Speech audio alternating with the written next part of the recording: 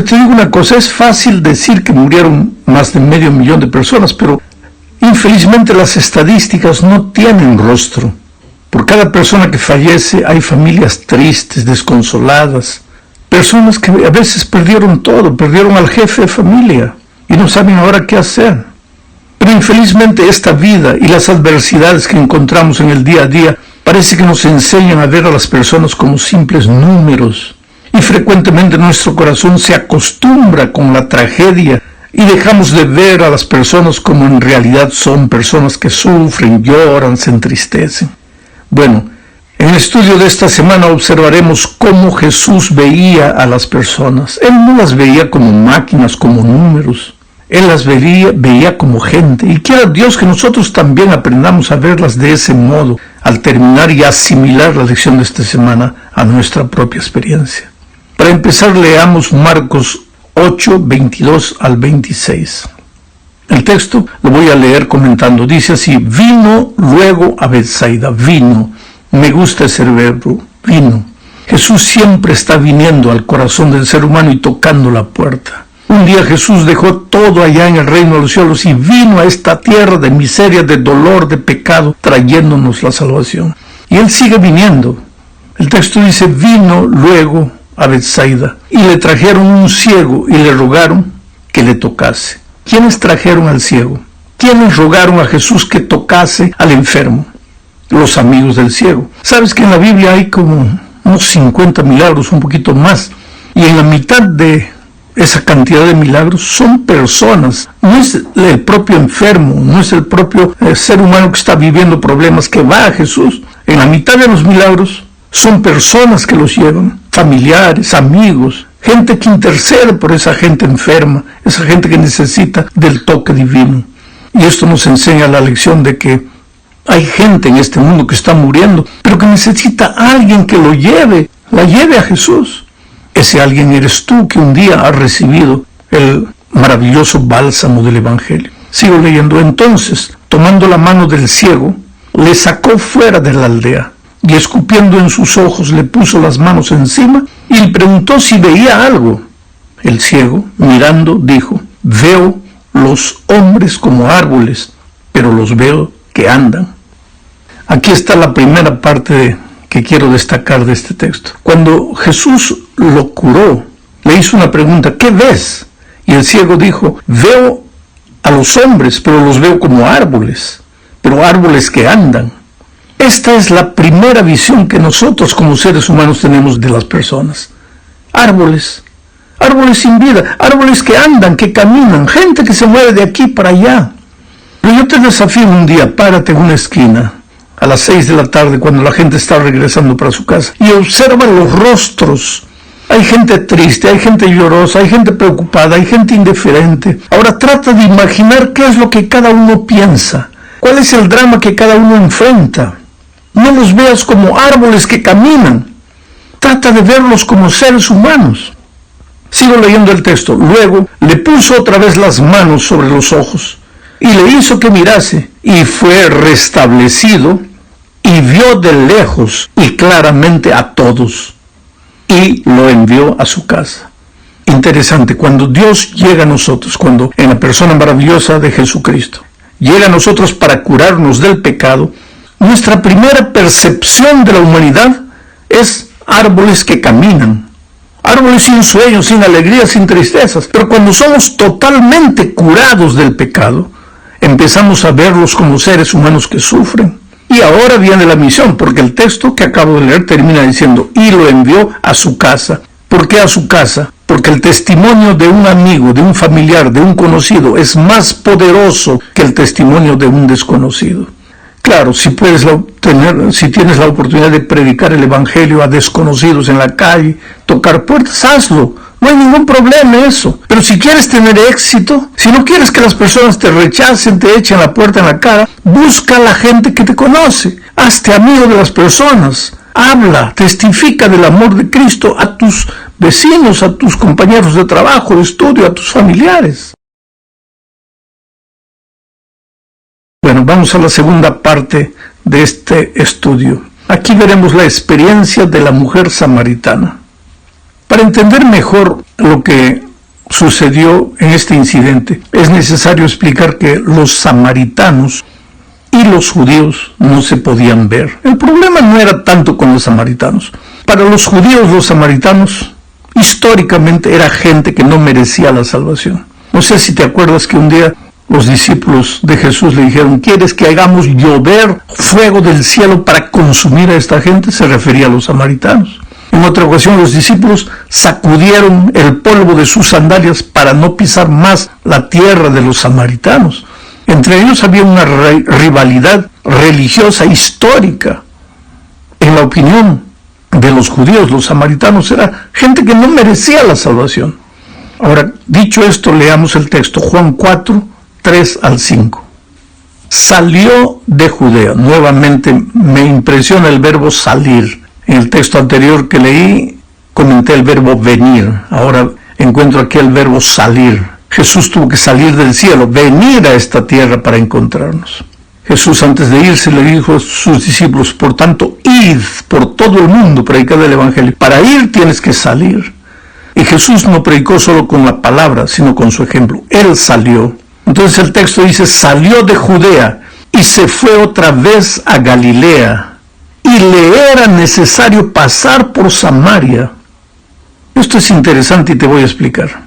Judea estaba localizada en el sur. Galilea estaba localizada en el norte. Para ir de Judea a Galilea había que pasar por Perea, que mayormente era desierto. En línea recta eran más o menos unas 20 kilómetros aproximadamente. Pero cuando los judíos se dirigían de Judea a Galilea, en lugar de ir en línea recta, ellos se iban hacia la derecha, subían por el desierto de Perea, por el desierto, y cuando calcularon que ya habían pasado Samaria, ahí volvían para la izquierda. ¿Por qué? Porque no querían pisar la maldita, entre comillas, tierra de los samaritanos. Ese era el preconcepto que tenían. Entonces un día Jesús decidió ir de Judea para Galilea. Y los discípulos se extrañaron. ¿Por qué no hace lo que todo judío hace? Porque no se desvía por el desierto de Perea. Pero ahora el texto dice: salió de Judea y se fue otra vez a Galilea y le era necesario. En la palabra original griega le era compulsivo, tenía que hacerlo, no podía dejar de hacerlo. Era como una obligación moral, espiritual, tenía que ir. ¿Por qué? Porque tenía que pasar por Samaria. Tenía que pasar por Samaria. ¿Y por qué? Porque en Samaria había una mujer despreciada. Ahora, si los samaritanos ya eran despreciados, imagínate una mujer que era despreciada por los propios samaritanos. La consideraban una mujer vulgar, una mujer sin esperanza, una mujer que pasaba de mano en mano por muchos hombres. Quiere decir, en la opinión de los judíos, los samaritanos no tenían salvación. Y en la opinión de los samaritanos, la pobre mujer no tenía salvación. Pero el texto dice que para Jesús le era necesario ir a Samaria, porque ahí estaba esa mujer. ¿Por qué? Porque Jesús no ve a las personas como nosotros las vemos. A veces no solo vemos a las personas como árboles sin vida que caminan, no. A veces las vemos condenadas. Nosotros las condenamos a la muerte. No, para ese ya no hay salvación. No, ese ya se fue demasiado. No, ya no vale la pena más orar por ese, porque para ese ya no hay perdón. Oh, querido, bendito Dios, que nuestra salvación no depende de la opinión de los seres humanos. No depende de nuestra salvación, ni siquiera de nuestra propia opinión. Porque yo siempre digo que si nosotros tuviésemos que juzgarnos, nos colgaríamos de un madero. Porque nuestra propia opinión no merecemos vivir. Porque nadie nos conoce mejor que nosotros. Y sin embargo, Jesús jamás vio a alguien condenado. Él te encuentra en la vida como piedra bruta. Pero no te ve como piedra bruta, sino como el diamante precioso que llegarás a ser un día, transformado por su amor. ¿Cómo quisiera yo tener esa visión? De mirar a las personas en la más extrema situación, pero verlas como lo que pueden ser, transformadas por el amor de Jesús. Vamos a la tercera parte. En la tercera parte de este estudio veremos el manual divino de la testificación. Me refiero a la propia Escritura. Nosotros a veces buscamos manuales escritos por hombres de cómo testificar, cómo ganar a un amigo para Cristo, cómo llevar a un pariente para Cristo. Pero la Biblia es el mejor manual. Vamos a leer Juan 1, 35 al 42 y voy a ir comentando. Dice, el siguiente día, me gusta esa frase, el siguiente día. Siempre hay un día siguiente. Si no has hecho lo que deberías hacer hasta hoy, hay un siguiente día para que hagas las cosas como deben ser. Si no has testificado todavía, hay un siguiente día para que testifiques. Si no les has hablado del amor de Cristo a tus amigos, a tus familiares, hay un siguiente día para que lo hagas. Al siguiente día, dice, otra vez estaba Juan y 2 de sus discípulos, y mirando a Jesús que andaba por ahí, Juan dijo, he aquí el Cordero de Dios. Le oyeron hablar los discípulos y siguieron a Jesús. Esto es interesante. Juan tenía que predicarles el Evangelio a sus discípulos. Y cuando vio a Jesús, no les habló de doctrina, no les habló de teoría, simplemente les apuntó a Jesús y les dijo, he ahí el Cordero de Dios que quita los pecados del mundo. Y cuando Juan levantó al Cordero, ¿cuál fue el resultado? Y los discípulos siguieron a Jesús. Cuando tú te encuentras con una persona y levantas primero los conceptos doctrinarios, puedes creer que vas a tener poco éxito en la comunicación del Evangelio. Pero si levantas al Cordero, a Jesucristo, ¿qué es lo que Jesús dijo? Si fuera yo levantado, a muchos atraeré a mí mismo. Entonces levanta al Cordero y verás que muchos seguirán al Señor Jesús. Ahora que le están siguiendo, mira lo que dice el texto. Jesús les dijo, ¿qué buscáis? Ellos le dijeron, Rabí, que traducido es maestro, ¿dónde moras? Una vez que las personas están siguiendo a Jesús, ahora vienen las inquietudes doctrinarias en el corazón del que sigue a Jesús. ¿Dónde vives? ¿Dónde moras? ¿Qué día quieres que guardemos? ¿Dónde quieres que nos congregamos? ¿Cómo quieres que te sirvamos? ¿Cómo quieres que te adoremos? Ahora viene el lugar de la enseñanza doctrinaria. Una vez que la persona le ha entregado el corazón a Jesucristo, ahora puedes enseñarle todo lo que la palabra de Dios dice. Entonces, sigo leyendo el texto. Les dijo, venid y ved. Fueron y vieron dónde moraba y se quedaron con él aquel día. Estaría forzando yo el texto bíblico si dijese, y permanecieron con él para siempre. Aquí está el secreto de la conservación. Mucha gente dice, ¿por qué la gente viene a la iglesia, se bautiza y pues se va? Es que vino atraído por cualquier cosa, pero menos por Jesús. Porque cuando las personas se enamoran de Jesús, le entregan la vida a Jesús, siguen a Jesús, después reciben la enseñanza doctrinaria, es seguro que se van a quedar con él para siempre. Sigo leyendo el texto, porque era como la hora 10. Ahora viene la dinámica de la testificación. Andrés, hermano de Simón Pedro, era uno de los que había oído a Juan y había seguido a Jesús. Este primero halló a su hermano Simón y le dijo, hemos hallado al Mesías, que traducido es el Cristo.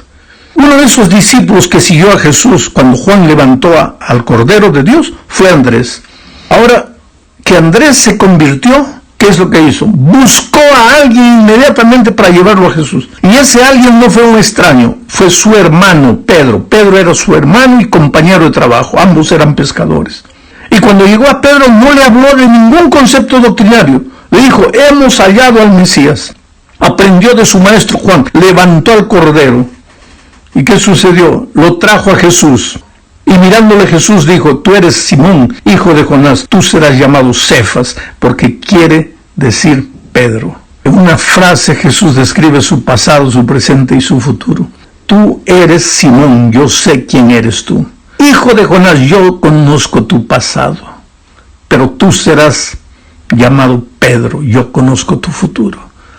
¿Quién hace eso? Jesús. ¿Y cuál es tu misión? Solo llevar al pecador a los pies de Jesús. Y Jesús se encarga de hacer lo que tú ni yo podemos hacer. En la cuarta parte hablemos de cómo lidiar con personas difíciles. Te digo una cosa, mira, no existen personas difíciles. Existen comunicadores inexperientes del Evangelio.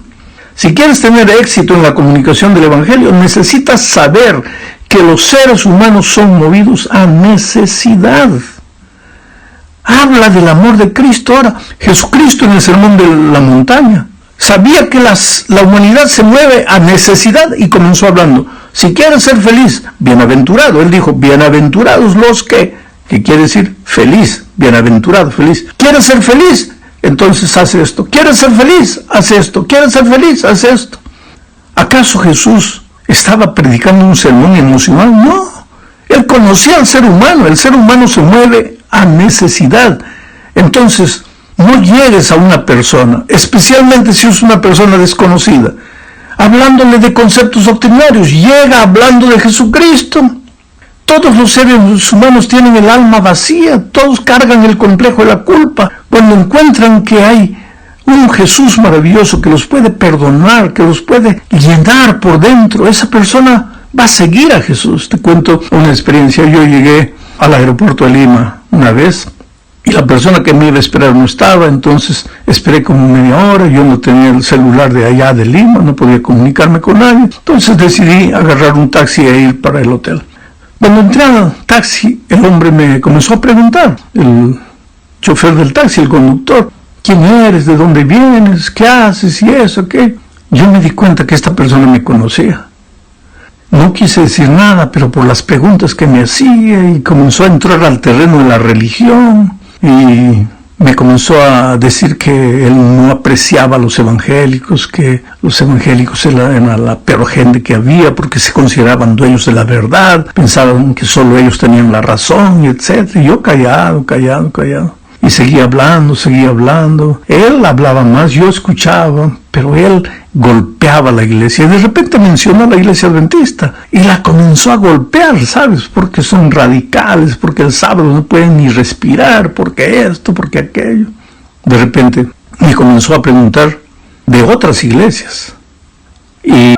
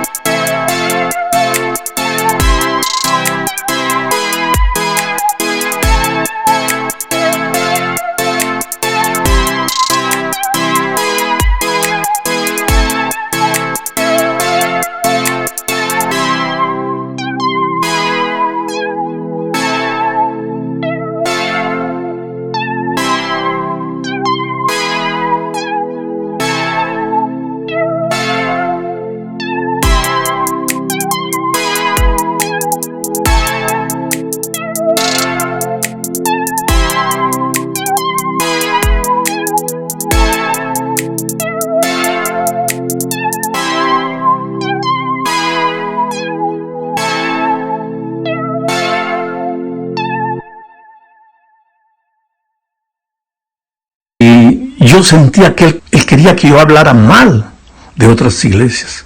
Y pues yo, por naturaleza y por lo que encuentro en la palabra de Dios, yo no trato de hablar mal de nadie. Presento la verdad como la palabra de Dios dice, pero no ataco a nadie, no golpeo a nadie, no ofendo a nadie, porque lo mínimo que yo aprendí de Jesús es a tratar a las personas con dignidad, con amor, con cariño, con paciencia.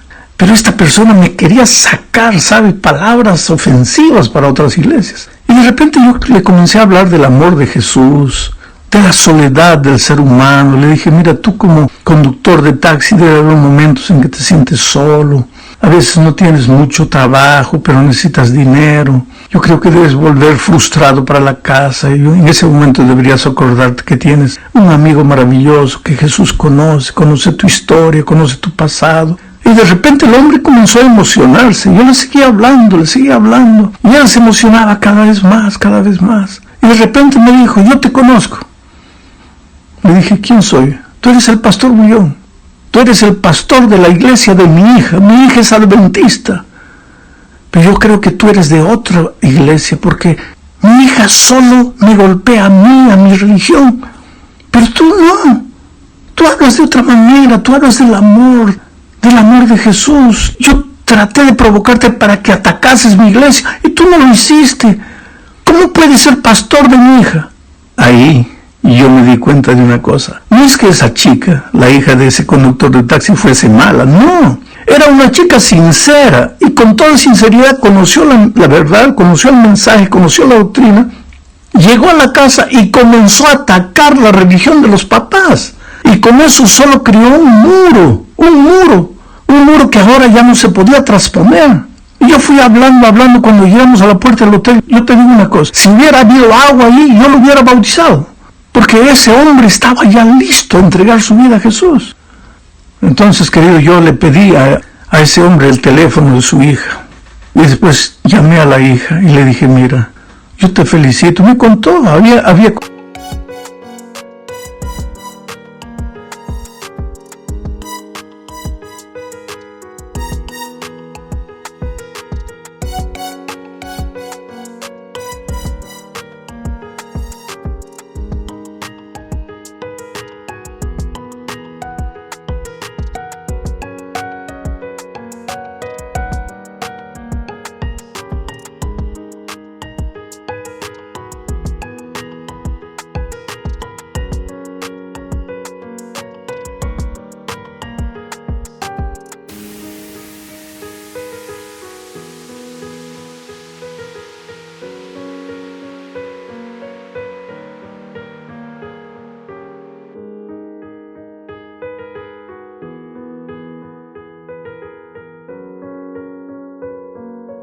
conocido el Evangelio hace un año, el mensaje hace un año, el primer libro adventista que había leído, El conflicto de los siglos. Y con eso llegó a la casa y comenzó a apalear a los papás por causa de la religión. Y pues solo creó un obstáculo. Entonces le dije a ella, mira, cambia de actitud, ama a tus papás, respeta, ellos son sinceros en lo que creen. Le conté lo que conversé con él a lo largo del viaje. Y pues después salí del Perú, no tuve más noticias. Pero yo supongo que esa persona era tan sincera, ese conductor de taxi, tan sincero y tan bueno, que con toda seguridad lo vamos a ver en el reino de Dios. Quiere decir, hay mucha cosa que necesitamos aprender. Al final de nuestro estudio esta semana, y ya me prolongué demasiado, nos enseña la lección que debemos aprovechar cualquier oportunidad para predicar.